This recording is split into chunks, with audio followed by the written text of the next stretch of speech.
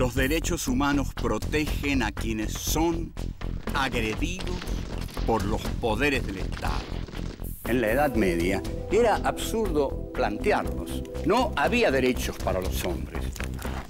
La figura del Cristo torturado justificó la tortura de Torquemada.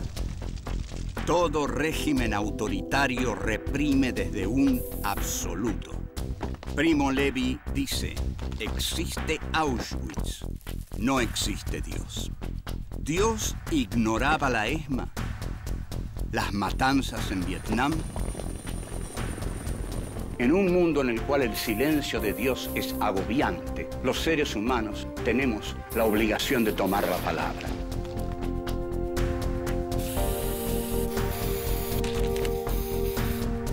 Filosofía aquí y ahora 5. Filosofía y derechos humanos. Encuentro 1. Dios y los derechos humanos. 1. ¿Qué son los derechos humanos? 2. La Declaración Universal. 3. La Edad Media y el poder pastoral. 4. La promesa del reino de los cielos. 1. ¿Qué son los derechos humanos? Empezamos aquí nuestra quinta entrega de Filosofía aquí y ahora.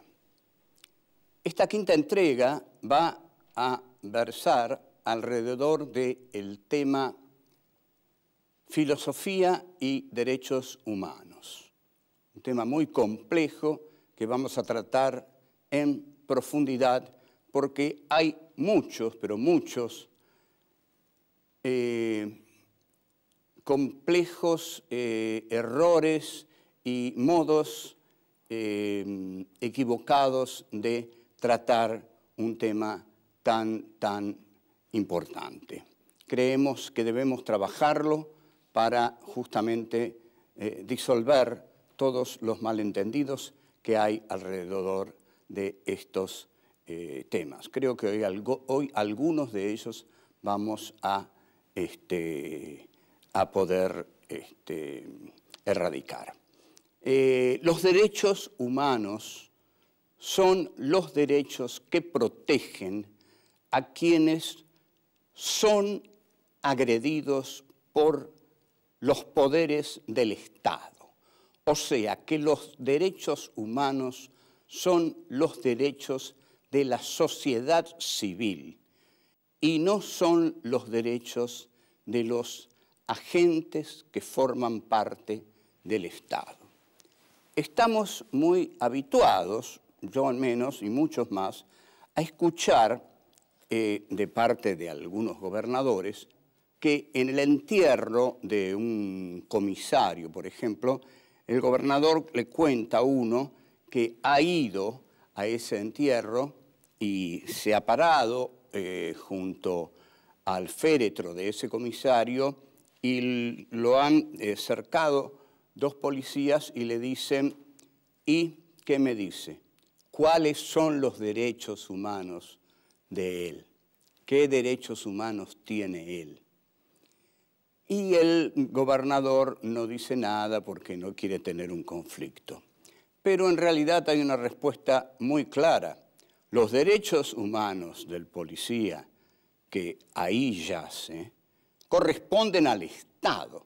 Es el Estado el que se encarga de los derechos humanos de los que trabajan para el Estado. Los derechos humanos del Estado, de aquellos que trabajan para el Estado, forman parte de la justicia del Estado.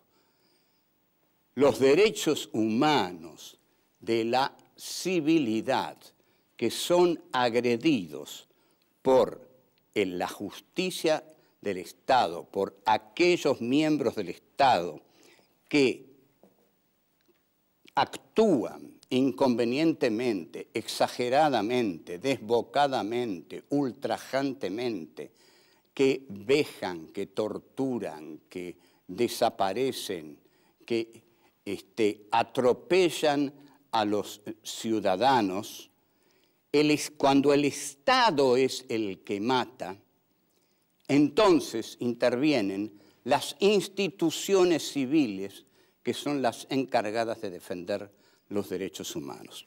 Vamos a ver si lo digo más claro. Los derechos humanos son instituciones civiles de la civilidad. El Estado defiende a los suyos desde la juridicidad del Estado.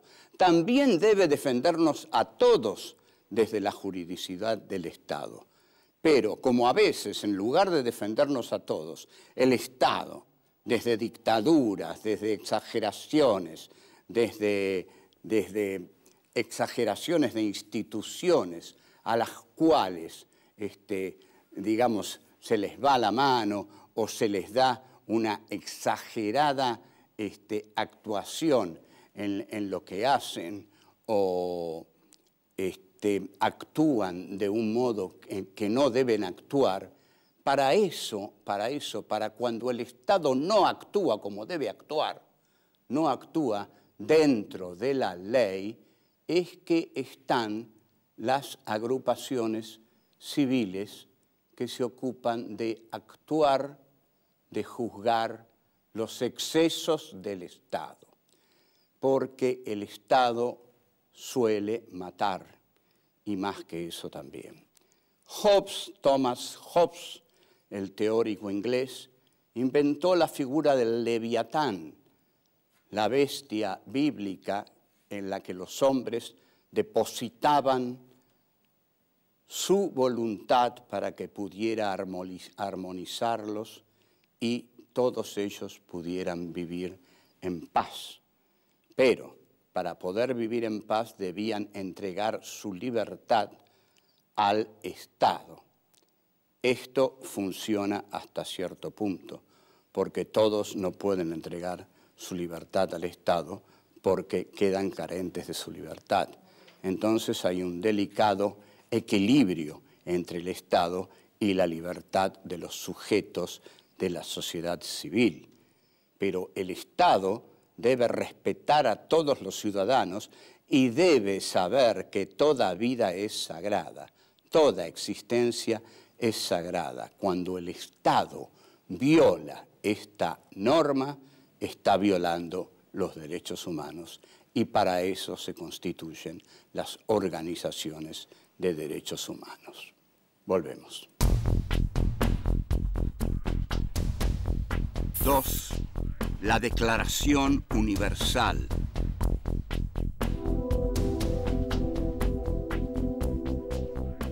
Luego de la Segunda Guerra Mundial, era de esperarse que temas como los derechos humanos pasaran a primer plano. Una catástrofe tan impresionante que llevó 50 millones de muertos no podía sino despertar la conciencia de la humanidad. Esto se expresó desde todos los puntos de vista, desde el punto de vista de las reflexiones sobre el Holocausto y desde el punto de vista de las reflexiones sobre los derechos humanos. El 10 de diciembre de 1948 se reúne en París y se establece la Declaración Universal de los Derechos Humanos.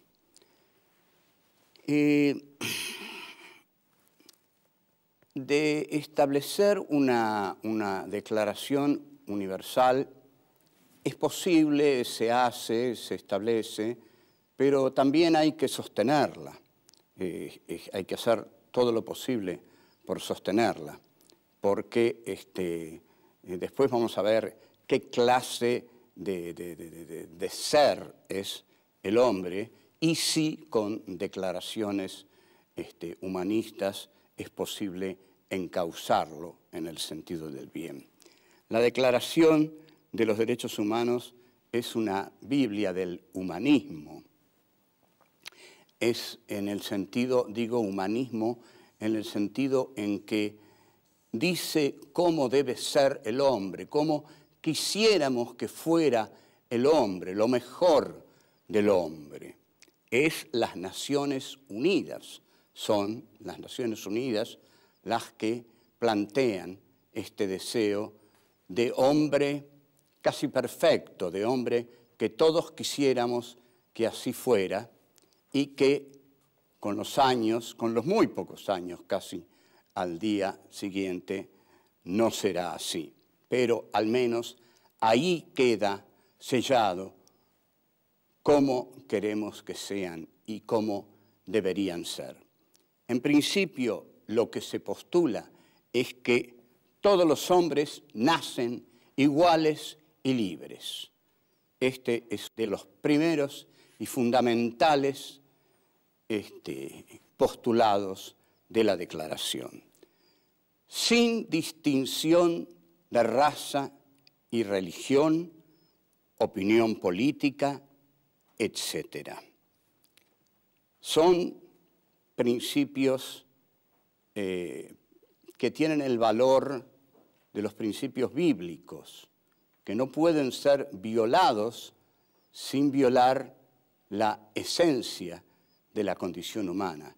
Cualquier sociedad que viole estos principios está violando lo esencial del hombre, lo esencial de la condición humana. Por ejemplo, cualquier sociedad que incurra en la tortura está violando estos principios que enunciamos. Y la tortura se ha aplicado a lo largo de todos los siglos. Pero en 1948, cuando las Naciones Unidas lanzan la Declaración de los Derechos Humanos, la tortura ya comenzaba a aplicarse muy pronto en Indochina, después en Argelia, después en Vietnam y hoy en Irak. ¿Qué es lo que pasa? ¿Por qué el hombre tortura? ¿Por qué hoy todo el mundo sabe que se tortura en Guantánamo, se tortura en Irak y todos toleran la tortura? ¿Por qué la hermosa Declaración de los Derechos Humanos que respaldan las Naciones Unidas es tan basureada como Hitler basurió de la sociedad de las naciones en la década del 30? Pareciera que las bellas declaraciones de las sociedades que se reúnen y hacen hermosos manifiestos no sirven a la hora de frenar a los matarifes. Ocurre que los matarifes no se guían por los grandes manifiestos de las buenas conciencias. Ocurre que las buenas conciencias no hacen la historia la hacen las malas conciencias en busca de los elementos metalíferos que den la riqueza a las naciones como para hacerlas subsistir. Y donde esté la riqueza que pueden hacer subsistir a las naciones, ahí van a estar las grandes naciones, buscando la energía que necesitan para continuar siendo grandes naciones. Y no importan todas las declaraciones que se hayan hecho a lo largo de la historia. Hitler decía, los tratados son papeles y los papeles se rompen. Y así se rompen todas las declaraciones más hermosas que se han hecho en la humanidad si hay que buscar energía en algún lejano territorio y hay que torturar para conseguirla. Volvemos. 3. La Edad Media y el poder pastoral.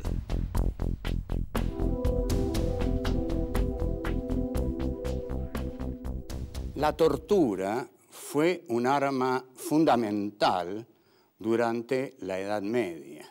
Es decir, la Inquisición torturaba para castigar a los pecadores y sobre todo para esto, para castigarlos y para hacerles sentir el rigor de la ira de Dios ante los pecadores. Ahora, en la Edad Media había un orden muy vertical que era más o menos así. Había un Dios, ese Dios era el que tenía la verdad y la revelaba a los hombres, pero no a todos los hombres, la revelaba sobre todo a un hombre, al Papa. El Papa la revelaba a los pastores la revelaban a los pequeños pastores de los pueblos, quienes tenían a sus rebaños, a sus manadas, que eran los sencillos hombres que los seguían. Luego, la verdad era conocida por estos pequeños hombres, sencillos hombres, en el ámbito de la confesión. El poder pastoral es el de la confesión. Este es un tema que analiza muy bien Foucault. ¿Cuál es el poder de la Iglesia en el medioevo? El poder de la Iglesia en el medioevo son dos grandes poderes. Todos conocen el de la Inquisición, pero el del poder pastoral es mucho más fascinante, porque el párroco, cuando recibe en el cubículo de la confesión al pecador, y el pecador, con esa separación, con los agujeritos, comienza a hablarle al pastor y a confesarle los pecados que lo hacen impuro ante Dios, le está diciendo al pastor las impurezas que lo constituyen. Oh Padre, yo he pecado porque tal y tal cosa. Ahora, quizás él no haya pecado, porque los pecados los ha establecido la Iglesia. Esos son los pecados. Lo que él cree que es pecado son los pecados que ha establecido la Iglesia. Quizás no haya pecado, pero ha pecado lo que la Iglesia dice que es pecado. Entonces ha pecado. Y le dice al cura que ha pecado. Entonces el cura le dice, bueno, tienes que hacer esto. Este hombre sale contento del confesionario y libre y puro, pero el cura tiene una información sobre este hombre y el hombre que sale no tiene ninguna información sobre el cura. O sea, en el confesionario se da una relación, digamos, policial, ¿no? de información policial. El cura sabe todo sobre el que vino y el que vino se va y no sabe nada sobre el cura. Es un sistema de información policial que la Iglesia tiene en cada villa en la Edad Media. Este es el poder pastoral. Entonces, este es un poder enorme. Los hombres se sienten nada, se sienten manada, se sienten corderos que van detrás de los pastores.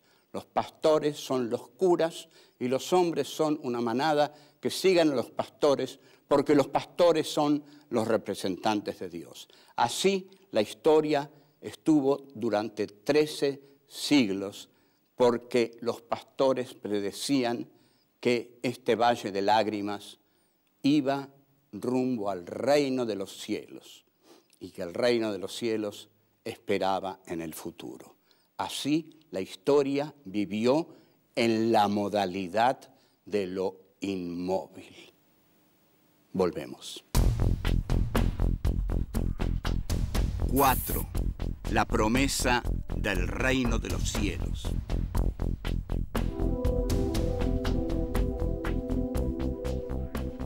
Lo que aquí está funcionando en el orden feudal es justamente el poder del orden feudal, que ha logrado imponer una promesa divina junto con la Iglesia.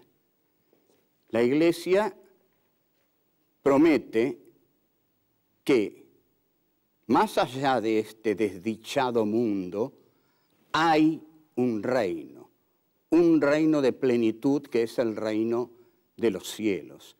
Allí este Dios que nos vigila constantemente y que nos exige tantos sacrificios en su nombre y que también nos exige tantos sacrificios a quienes lo representan, ese Dios nos va a encontrar y nos va a llenar de todo tipo de felicidades.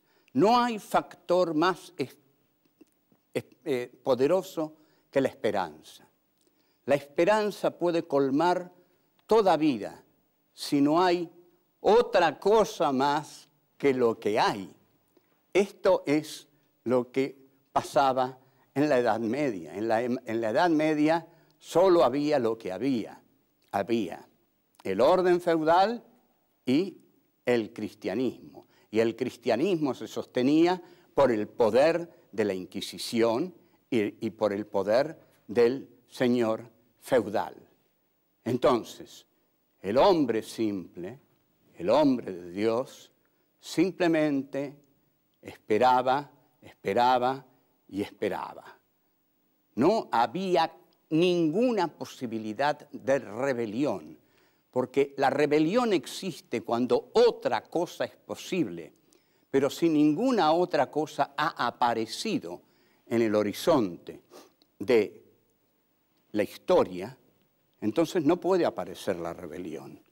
Esto comienza a quebrarse en 1637, cuando Descartes publica en Holanda el discurso del método. Y tiene que irse a Holanda porque ahí, en Holanda hay más libertad. Pero antes fue quemado Giordano Bruno, antes abjuró Galileo y muchísimos fueron quemados vivos por la Inquisición, que era un régimen terrible. Ahí no había derechos humanos para nadie, para nadie. Ahí donde decía reinar la religión del amor de Jesús de Nazaret, solo reinaba el terror y la violencia y la tortura. Entonces, cuando aparece el discurso del método, aparece la historia, porque el hombre es puesto en la centralidad. Cuando Descartes dice, dudo de todo, al dudar de todo, duda de Dios, y al dudar de Dios, el mundo medieval se viene abajo. Ahora, lo fundamental en estas conclusiones es un tema constante, es Dios y los derechos humanos. ¿Cómo es posible, dicen muchos teólogos, se preguntan desalentados, cómo es posible este mundo? ¿Cómo Dios hace que este mundo sea posible? Ya no un ateo, ya no un agnóstico, sino teólogos, hombres de Dios, hombres que han perdido su fe a lo largo de los años y a lo largo de la historia. ¿Cómo es posible que haya tanto mal en el mundo si Dios interviene en él? ¿O es que Dios no se da cuenta de lo que ocurre en el mundo? Dios ignoraba Auschwitz, Dios ignoraba el genocidio armenio, Dios ignoraba la ESMA, Dios ignoraba lo que hizo Pol Pot en Camboya. Dios ignoraba las matanzas en Vietnam, en Argelia. ¿Qué pasa? ¿Cómo es posible? Este es el Dios amante que hemos leído en la Biblia y sobre todo en el Nuevo Testamento. Este es el Dios que nos mandó a su Hijo a morir por nuestros pecados. Nosotros creemos, dirán muchos de ellos, Carl Levitt, Hans Jonas, por citar a dos de los más grandes discípulos de Heidegger, Carl Levitt y Hans Jonas, dirán definitivamente que si Dios existe, hay en él una gran parte de mal, Y Primo Levi dice, existe Auschwitz, no existe Dios. Volveremos con estos dificilísimos y muy dolorosos temas. Chao.